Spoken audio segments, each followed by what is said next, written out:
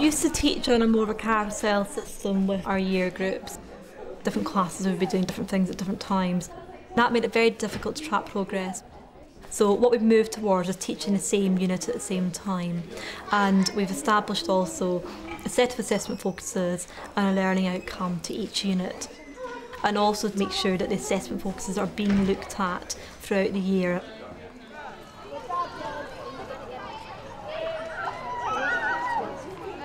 I think what's particularly interesting about Jack's progress this year is with his reading. And his reading responses haven't always shown the level of understanding that he actually has. And we've had this new system in place this year. It's called Assessing Pupil Progress, which the APP is a system for tracking pupils' strengths and weaknesses and their progression across Key Stage 3. And it's a really exciting way of being able to have a dialogue so that parents and pupils and teachers can clearly see the progression that they're making. And the assessment focus grids are a really useful tool for being able to have that discussion and to show and explain to pupils how to make progress up to that next level. I mean, how often is the assessment updated? Okay, should be done every half term. Every half term? Every half term. Right. And what we've been using is these progress books this year. And part of that system is this self-evaluation. Right. So what happens is that before they hand in an end of unit piece of work, pupils will highlight using the red, amber, green system, the traffic light system, to show how confident they feel. How do you find it's helped you? If there's a piece of assessment that's come back, then I'm paying a lot more attention to what the teacher's put, and so I can alter that in the future, so I have more of a hold of my work. Well, that's exactly what it's supposed to do. It's supposed to help you take ownership of your learning and be aware of what it is you need to do to improve it, but also how you do it. Good morning. Good morning. Good morning.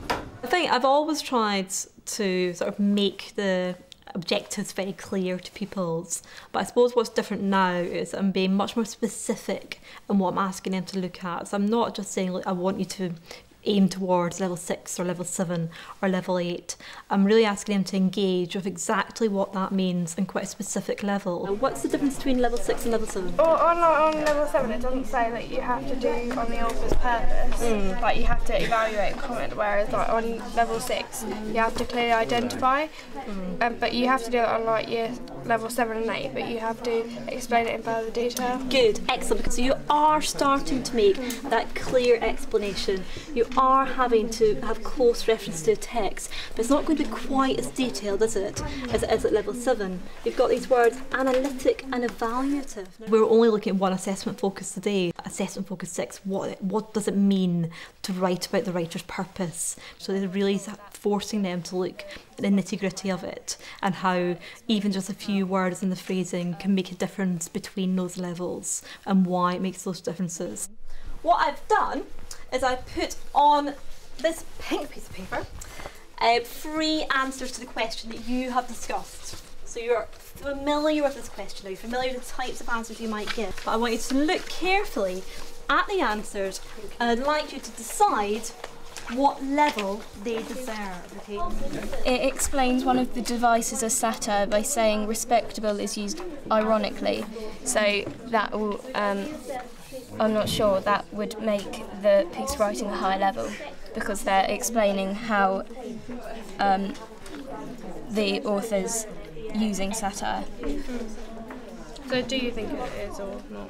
I think it's level 6. I think it's level 6 because it doesn't really have many different quotations, it's just a couple, when that's not really enough to get it past level 7. It's not really explaining it either. No, it doesn't explain it very well. It doesn't really show the technique and the appreciation of the techniques that have been used in, so I think it's a 6. I suppose what the biggest impact it's had for me is in the amount of group work that I use. We teach in a mixed ability setting, so what I make sure is that every pupil has an ability group and a mixed ability group that they know that they work in. That's an example. They were in mixed ability groups to support each other while they're going through the analysis of the text, so that all pupils end up having access to sort of the higher order sort of thinking skills, that were present in the classroom. Then when they went into their ability groups in the second half of the lesson, they were given criteria that was specific to their target grade. So either to level 6, level 7 or level 8. So that was allowing them to work together to work towards what is their target and look at skills that they personally need to be able to use in a really focused way. So that's the question. In the extract, how does Dickens satirise the mill owners? They bring children to school. She's saying it's a bit corrupt. So I found group work's really gone hand in hand with APP in the classroom. So you can feel that might be his view on the millers, that they're dirty and they're more interested in the money side of things than they are remotely in personal things. They're not really that bothered about how the workers feel and how they are, sort of what their conditions are. Yeah, exactly. On each table, I put a little bundle with paperclip of these little grids. And I want you to look at each thing in the box. It's got the same points that were on that check sheet you have. I want you to read back through your answer and I want to evaluate yourself how you have performed in that answer. Other ways that APP has helped with personalisation is that when you're assessing, you're automatically giving a picture to pupils of their strengths and weaknesses in an area, and then when you pull out a target from that, looking at their areas for development, that means that they personally know what it is they need to do to achieve a higher level. Critical evaluation of writers' purposes and viewpoints with close attention to how it's established or managed across the text. We've done that a lot. I feel like you've done that. So Yeah. can you give me an example of how you've done that? Well, at the beginning we used Dickens, so the writer's name, and we explained how he used satire to create his own viewpoint on the mill owners' factories. Good. So, and we described his purpose to what he was writing about in this paragraph. Right, How good. he uses things like repetition and just other sarcasm as well. Right, you've clearly established that at the beginning. What I think is key to this one being secure is paying close attention to how it's managed across the text. So I think you need to be thinking about is how you're developing your answer by tracing the points a writer makes across a text, that you're managing that, and that's what's really going to help you get up to that level 8. Well, I think it's really, I find it makes my teaching easier, to tell you the truth. It means that I feel much more confident about having that discussion with pupils. I know exactly what to say to them about what they need to do to improve, whereas it's always can be quite a woolly area before, and I feel like it's very specific now. I know what they need to do, they know what they need to do, we can have that discussion. It helps inform my planning, it helps me actually be able to plan lessons that are going to help that class, as opposed to be lessons which I think they should probably do.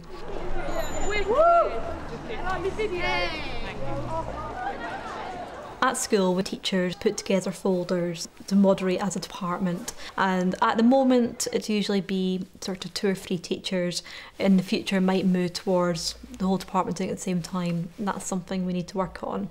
Right, are you all ready? But those teachers will then put together a folder, for example, of reading, which we looked at this morning, and they have to look at the work from that term and put that together as a collection. Once they've done that, they need to complete a cover sheet which explains the context of each of the tasks that they have included. So, for example, if a piece of work has been a timed assessment, if a piece of work has been an independent homework task, just so that when we're moderating we get a sense of how that pupil works in different conditions, or how independent they are, or etc. And that really helps the moderators get a bit more of an overview. I thought this was quite an interesting folder because it showed quite a sophistication in the understanding of the text that she was asked to look at. APP brings into focus the importance of the assignment that's been set. Yes, and I think that what we've got in this folder is some fairly generic book review kind of assignments. Yeah, definitely. And we have to remember all the time that we're using writing as a medium of assessing reading, Yes. which of course is going to provide a certain barrier for students, and therefore we need to think about moving away from just the conventional essay, Yes. and maybe looking at other ways of getting into how they're reading a Yes, text. no, And in definitely. particular in this one of the things I did feel was strong was the annotation Yes. in the bits of an autobiography. Yes. And I felt that was an interesting way of digging deeper into the reading processes. Definitely. And I think that's something we need to consider, is what types of work we're putting in the folder, and maybe not just being end of assessment pieces, Product but pieces. seeing the process as Yeah. well. I mean, I think that it's just as valid to pick up on things that are said in class. Yes. And I think that you often see those moments of clarity, moments of understanding in discussion, using speaking and listening as a tool to assess reading. In the standards file that QC have put together with examples of different levels, there is actually a folder for reading that uses a teacher's comments based on speaking and listening responses. So where did you feel it lay on that? Well, I think it's a difficult one, because I think, as far as looking at the AFs, I think I would say that it's definitely at level 5 for AF2 and AF6, and therefore we agree overall with the teacher judgment, but there's some differences because of the task setting, really, not because of the people. You know, you could have someone, for example, is level 5 and they're secure at level 5 through all the assessment focuses. You might have someone who's got a bit more of a range in there, and they still would be a level 5 because, you know, that's where they're secure, even though they've got some level 6s, but they've got some level 4s as well. So that's how you could have quite a different picture there. What do you think about the next one? Well, I think there's still some issues with task setting, but I think what's nice here is there's a bigger range of type of task in here.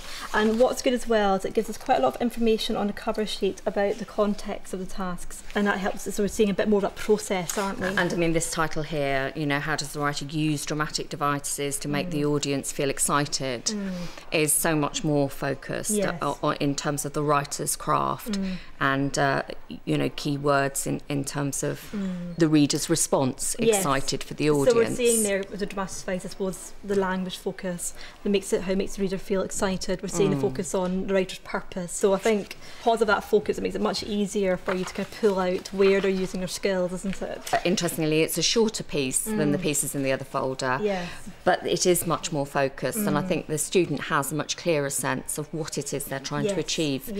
And I think the danger with that general title is it can fall back on the weakest form of retelling as opposed to analysing. I think it's a really positive move forward doing the moderation, but we just need to try and sort of find ways to make that work for us as part of what we do in assessment, rather than being an extra kind of add-on. There had been slippage into using levels for individual pieces of work, and I don't think that was helpful for the formative development of the students' work. But I think that it hasn't felt a huge change to our practice. I think it's been, again, a sort of bringing down of practice at A-level and GCSE into Key Stage 3. And I think it also validates the judgments that we make. I mean, in many ways it's made it much easier, hasn't it? Because it means that, you know, we're able to very precisely tell pupils and ourselves what we have to be doing next. It's not about judging individual teachers and their marking. It's about us coming together as an agreement as a faculty, because ultimately when we go to county moderation, we're not going to judge the individual teacher, we're going to judge the school's judgment and whether we've all managed to come to an agreement that's on the right lines.